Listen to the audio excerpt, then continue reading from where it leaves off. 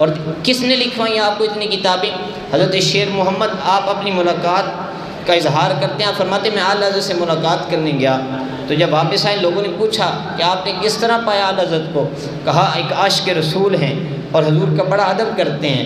کہا کہ میں آپ کتابیں لکھ رہے تھے اور جب میں ان کے پاس گیا اور مجھے یوں لگا کہ آپ لکھ رہے ہیں اور کوئی پردے سے پیچھے لکھوا رہا ہے، لیکن آپ کہتے ہیں جب میں نے غور کی تو پردے کے پیچھے کوئی اور نہیں تھا، حضور جانے کائنات خود تھے جانے۔ اور دیکھیے کہ جب حضور لکھوانے والے ہوں اور اعلیٰ حضرت لکھنے والے ہوں پھر تو کوئی غلطی نہیں نہ ہو سکتی ہے۔ تو پھر لوگ کس طرح کہتے ہیں کہ اعلیٰ حضرت نے شرک کی تعلیم دی؟ ادھر حضور لکھوا رہے ہیں اور ادھر اعلیٰ حضرت لکھ رہے ہیں۔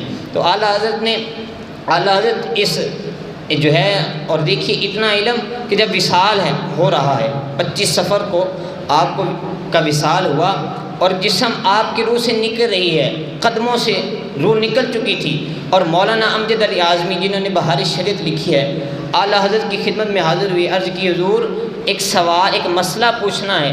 کہا پوچھو۔